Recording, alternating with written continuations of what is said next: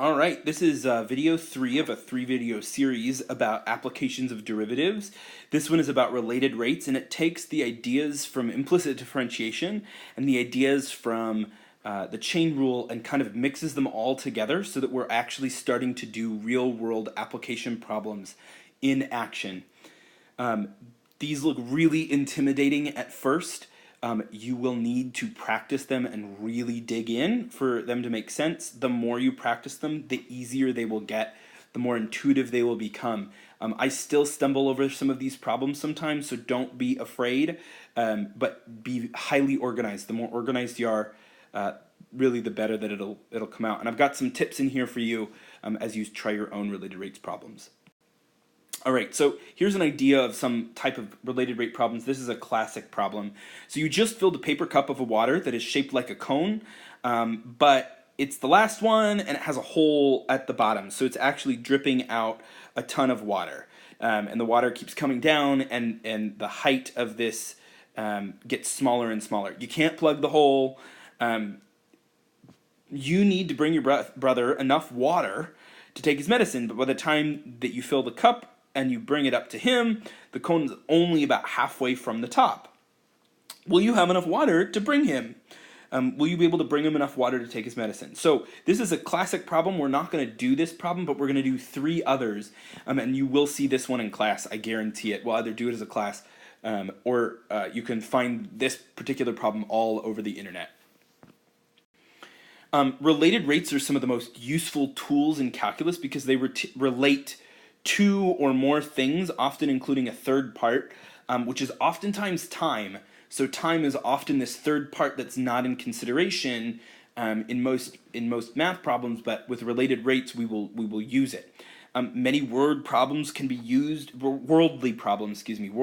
So anytime you're managing information or you're doing something for a company and you're trying to figure out when something's going to run out, or when is something going to overflow, or how fast is something happening.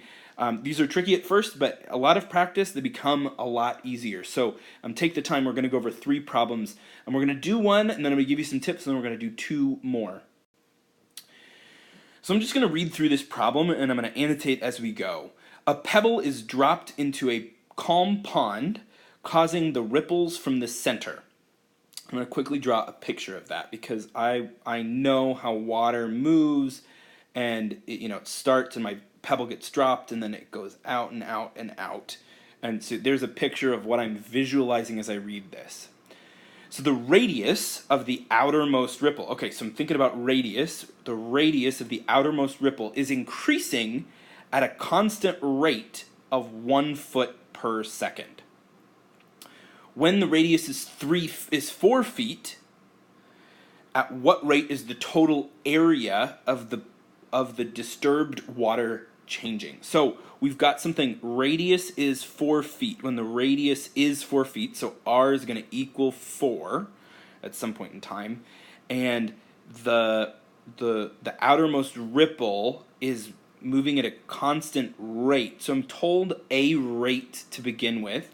The radius of the ripple, the radius of the ripple per time being seconds, is 1. Okay, so I've got a lot of stuff going on here.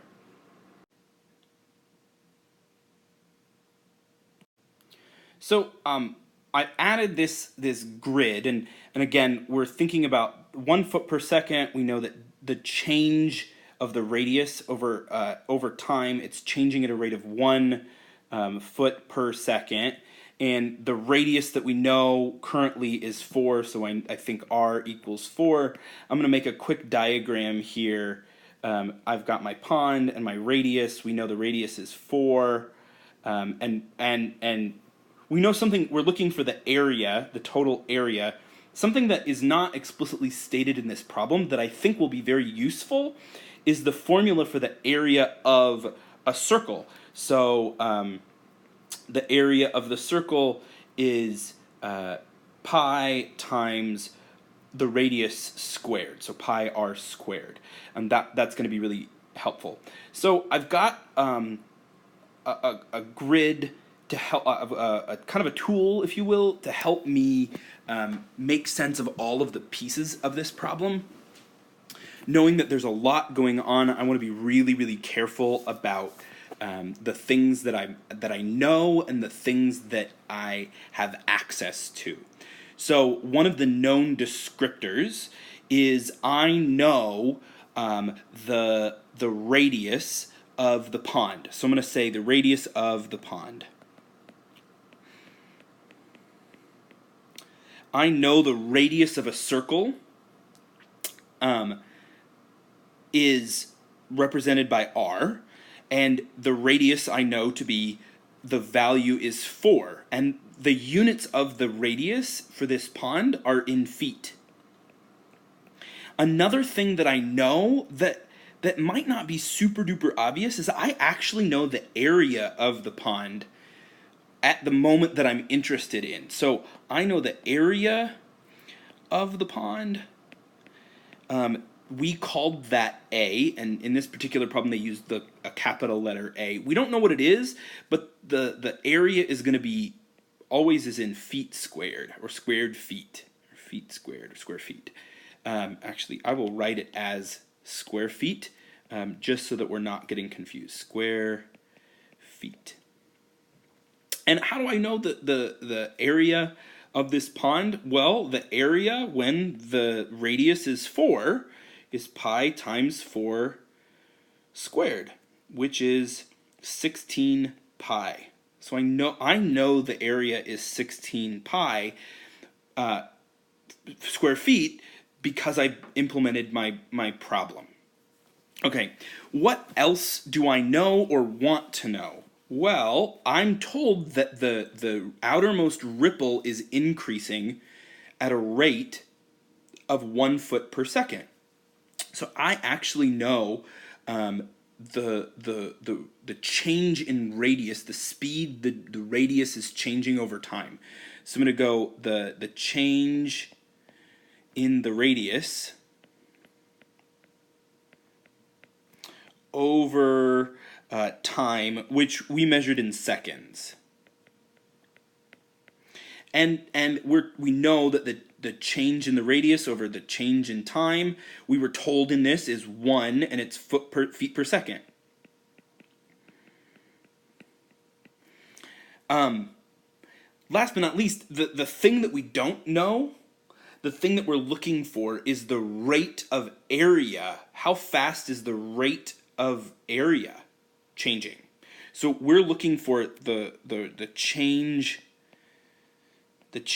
in the area over some amount of time, but only at the time when the radius is 4 feet. So how fast is it changing exactly when the radius is 4 feet? And this is our thing of interest, the change in area over the change in time. And this is actually the one thing that we don't know, and the area is going to be changing at a rate of square feet per second. Okay? This gets really interesting really fast. So I have no way currently to relate the derivative of, I don't even know what this is. I don't have any way to relate this to this because I don't even know where I can find this. Here's the key, and I'm going to highlight it in red. This is it right there. That formula, which wasn't even given to you, but you should know, is the key to this entire thing. And all we need to do is take the derivative of A with respect to t. So if I'm going to do, if I'm going to do the derivative with respect to time of A, and I'm going to do the derivative with respect to time of the pi r squared, the derivative with respect to time of pi r squared, notice this is where the chain rule and implicit differentiation come in more than anywhere else, that this is a derivative with respect to time. I don't know how A is related to time, so I need to be really, really careful, and I'm going to use Lagrange notation. So this is dA dA, capital A, dt. And the derivative of pi r squared, well, pi is not a derivative. Pi is a constant, so the pi is going to stick around. The derivative of r squared is 2r. Implicit differentiation, I got to use the chain rule, dr dt, because the change in the r is a function of time, because as the ripples go out, the radius is changing, and time and radius are very related, hence related rates. This is where it kind of all comes together. So we've taken the derivative of my original of the formula for the radius of the square, I've taken the derivative, I've gotten this. Hey, I now have a way to relate dA dt to all of the other information that I have. And all it is at this point, I know what r is 4, I know what dr dt is 1. I didn't seem to need this information, but I could have potentially needed it at some point in time. So what is dA dt? dA dt is pi times 2 times the r from the table times the dr dt, which is just 1 in this particular case because it came from our table right here. Dr dt is 1. And I get my dA dt, which ends up being, and I'm going to leave the pi in there, and if you want to change the pi to be 3.1415926, blah, blah, blah, blah, blah, so on and so forth, you can, but my answer is just 8 pi. And that is the change in the rate of area at time in feet per second. So the area is changing at 8 pi square feet per second, exactly when the radius is 4. Sounds like a mouthful. So you can see how complicated these problems look. The more you practice them, the better, the easier they will become, the more they will start to make sense. I'm going to give you some tips. You may want to write some of them down. Tip number 1, in fact, is use a table and organize your thinking before you even begin starting. And another tip is to draw a picture. So here are some tips when solving related rates problems. Tip number 1, identify all of the quantities and that are given and the quantities that you need to find out moving forward. Tip number 2 is make sure to sketch the situation. I drew circles in my pond, and so you could see, I could kind of visualize the problem. Some you need that visualization less, sometimes you need that visualization more. Write down any formulas you know that are related to the problem. I didn't know that I needed the area of the circle until I was like, hey, what is the area of a circle for a given radius? Tip number 4, you use the chain rule to differentiate with respect to time almost always. Rates always have a time element, so maybe it's seconds, hours, minutes, whatever it is. Time is almost always a part of a rate, so take advantage when you use the implicit differentiation.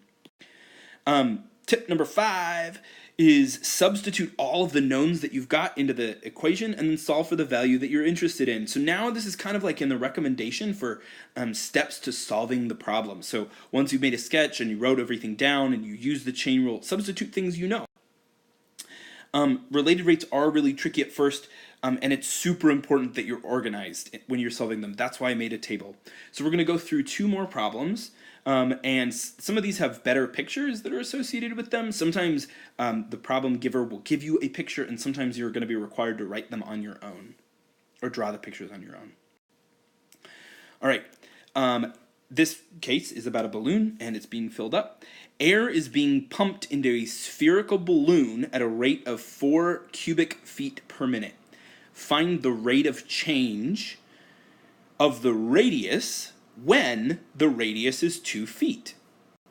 So I'm going to just automatically, I know that we're going to be thinking about volume because air is going into a cubic space. So I decided to write down the volume of a sphere is 4/3 pi r cubed. And then I'm going to annotate really quick. I'm going to read it one more time, and I'm going to annotate as I go. Air is being pumped into a spherical balloon at a rate, I'm given a rate, 4.5 cubic feet per minute. Oh my gosh, I've got volume and a rate associated with that volume. This is going to be super helpful.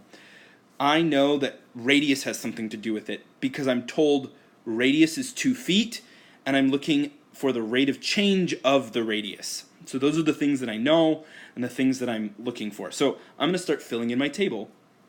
I know the radius. I know the radius is with a letter R. The radius that I am sure of right now is 2, and radius is in units of feet. And I'm just copying things into information that I know. I know that I can find the volume, and volume seems to be a big piece of this. Volume is with a V. Volume is cubic feet. And you might be saying, why isn't it cubic feet per minute? Well, volume isn't a rate yet. I do have a rate. The change in volume,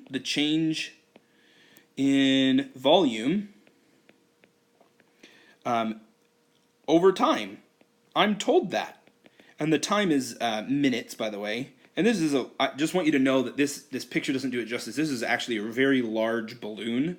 If we're going at the radius of a balloon is 2 feet. Imagine a 2-foot balloon.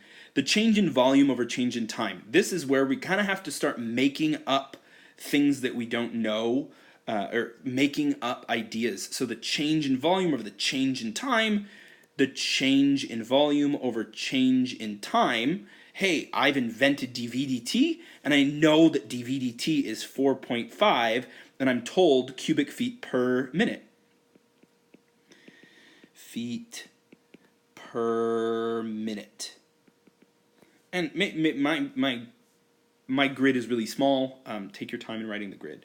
I just recognized I forgot to fill in this value. All I need to do to fill that in is put R in there. I'm just going to pause the video real quick, and I'm going to do it, and then I'll be right back. So I just did a quick problem, and I found that the volume when the radius is 2 is 32 pi over 3 cubic feet of air that is currently in the ball. So the last thing that I need to really consider is find the rate of change of the radius. Find the rate of change of the radius when the radius is 2 feet. So the rate of change, so the change in the radius over time. And that's the last thing that I'm looking for. And it's actually my unknown. So it's the change in the radius over time. And again, my time is in minutes. And the change in the radius over time. Okay. So I'm going to scoot this up just a little bit because I have all of the information that I need to know, and I'm looking for this dr/dt. The radius is going to be feet per minute. Because radius is a linear measurement. It's a flat measurement. It's not a volume or area or anything like that. Boy, I'm stuck. I know that I have dV/dt, I have R and V, and the only thing that links them together is, you guessed it, this formula right here. And V, the subsphere, the word sphere, is just an indicator for me to know that this is the volume of a sphere versus a circle or something else. So if I'm going to take the derivative, so if V equals 4/3 pi r cubed, my step is take the derivative with respect to time. So dV/dt is the derivative of V with respect to time. 4/3 pi are just constants. Those are just numbers. And then the derivative of r cubed with respect to time is 3r squared times dr/dt. And I hope you can see that the 3 and the 3 can cancel out, and I can rewrite this as 4 pi, because that's what's left over, r squared dr/dt.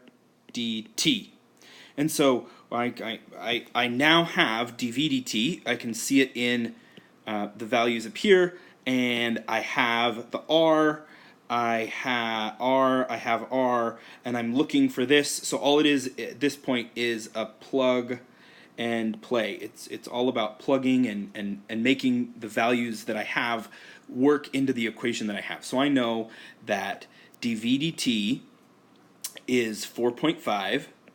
I know that equals 4 pi times the radius, or 2 squared, times, my thing of interest is the rate at which the radius is changing over time, dr dt, and I have numbers, and I have a dr dt, and from here it's just a bunch of number crunching.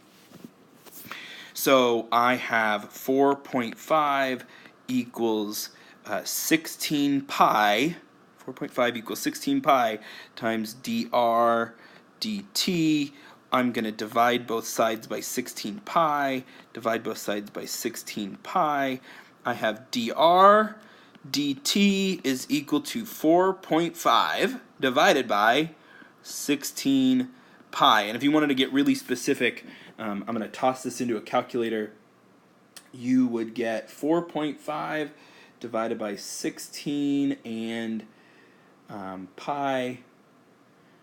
You'd get 0.0895, and that would be feet per minute. 0.0895 feet per minute. So, to summarize, when the radius is 2 feet, if I'm pumping air in at a constant rate of 4.5, when the radius is 2 feet, my balloon expands at a speed of 0.859 feet per minute. That's probably less than an inch of per minute. Big problem. All I had to do, it takes a long time to do, but I had to just stay super organized, and then it's a plug and go. All right, one more problem, and hopefully you'll have a few examples to look back on. This is another classic problem. We're going to read through it and add our table. I'm just going to add the table right away. An airplane is flying on a path that will take it directly over a radar tracking station. And it looks like in our picture here, this is our radar tracking station. The airplane's flying this way. And so there's one of these tracking stations in Auburn, if you didn't know that. If S is decreasing at a rate of 400 miles per hour, when S is 10 miles an hour, what is the speed of the plane? And in this picture, they're very good about telling you how high off the ground the airplane is. It's 6 miles, and that's going to be pretty important. And X is how far it is on the ground. So we've got a lot of things happening here.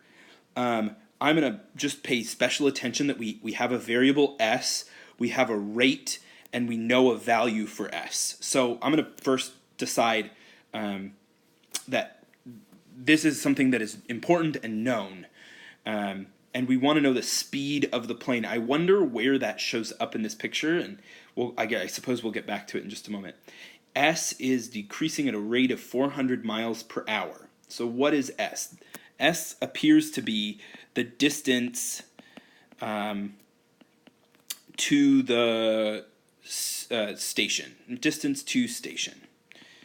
And that is represented by S, and the value that we know about S is 10, and S appears to be in miles, because the units that are predominant are in miles. We also know, we know a rate, 400 miles per hour. S is decreasing at a rate, so we know ds dt, the change in the S over time. So the change in S, or distance over time, S distance over some period of time. We know that for sure. We know ds dt is decreasing. So decreasing, this is tricky, but it's decreasing at a rate of 400, and then the units are miles per hour. Now I did negative because it's decreasing, and I want to somehow, the way that I notate decreasing in math is with a negative symbol. All right, so I have other things that I need to know. I have x here, and I'm sure that's going to be important. What is x? X appears to be the distance of the ground distance of the plane to the station. So ground distance from the station to the airplane if it goes straight down, and I don't know what that is quite yet, but this seems to be a right triangle, so I suppose I could figure it out using the Pythagorean theorem. The units of this are probably going to be miles. And what is it exactly that I'm looking for? The speed of the plane. That's really important because the speed is ground distance, yeah? So the change in the ground distance over time. So change in ground distance over time, we know that is speed, and we're going to call that dx dt. It's the change in the ground distance over time. This is the thing that we don't know that we're looking for, and the rate is going to be miles per hour, because that kind of makes sense within the context of this problem. So we've got an unknown that I need to know, probably the ground distance or some information. So we know how to find distance. We know that x squared plus x squared plus 6 squared is going to be s squared. That's the Pythagorean theorem in action. And we know that s is 10. So I'm going to go erase that and say, oh, I know that s is 10 based on this. So 10 squared, because I'm told up above. And so x squared is going to be 10 squared minus 6 squared, so that's 100, minus 36 is, minus 36 is 64. 64, and then the square root of 64, because then I get x is going to be 8, which is nice for us. So the square root of x squared is equal to the square root of 64, and x is going to be 8. So that's really handy. I now know that x is 8, which I didn't know before. All right, so how do I relate ds dt to dx dt and all of these other things? I'm looking for an equation. Oh, wait. We literally just used something that could help us with the information that we want to know. And it gets a little tricky at this point because I know that the distance to the station, the s value, is changing all the time, and the speed of that is changing all the time. So I have to be really careful here, is that I know that my x squared plus 6 squared equals s squared is going to be something that is going to be valuable for us, because when I take the derivative of this over a period of time, I'm going to get the derivative of x squared is going to be 2x dx dt, and the derivative of this is going to be 2s ds dt. We'll actually take that derivative right now.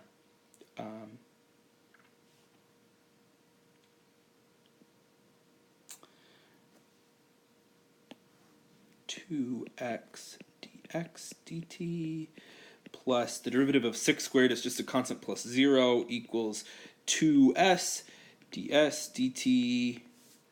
And it appears that I don't need any more information because I know x. We just figured that out. I know I'm looking for dx dt. I know s is 10. And I know ds dt is 400. So I'm using all of the information that I have to simplify this problem with information that I know. So 2 times my x value is 8. Dx dt is the thing that I'm looking for, and it's what I'm going to solve for, is equal to 2. I know my s value. My s value is 10. And I actually know ds dt is negative 400, and now it's just a matter of solving for dx dt. So I'm just gonna divide both sides by 2 times 8. That's just 16. Divided by 2 times 8. And dx dt, the interest point, the ground speed over time, is changing at 2 times 10 times 400, so that's 20 times 400, which is negative 8,000 over 8 times 2 is 16, and I'm going to put this into a calculator just to be extra sure that I get it right, but negative 8,000 divided by 16 is going to be negative 500. And what are the units on this? It's negative 500 miles per hour. So my answer to this problem: how much is the ground? What is the speed of the plane at that point in time? It's getting closer. That's the negative part. It's getting closer to the station at a rate of 500 miles per hour. This was a pretty typical related rates problem. I know that they take a very long time to solve. Thank you for sticking with it. Find several, practice them, implement them, be highly organized, read the problems incredibly carefully, just to ensure that you understand where these numbers are coming from. Practice makes perfect. Actually, perfect practice makes perfect. So check in every time you need support. Feel free to send me an email, rgermani@fwps.org, and I will be happy to check through some of your solutions. Good luck, and I will see you next time.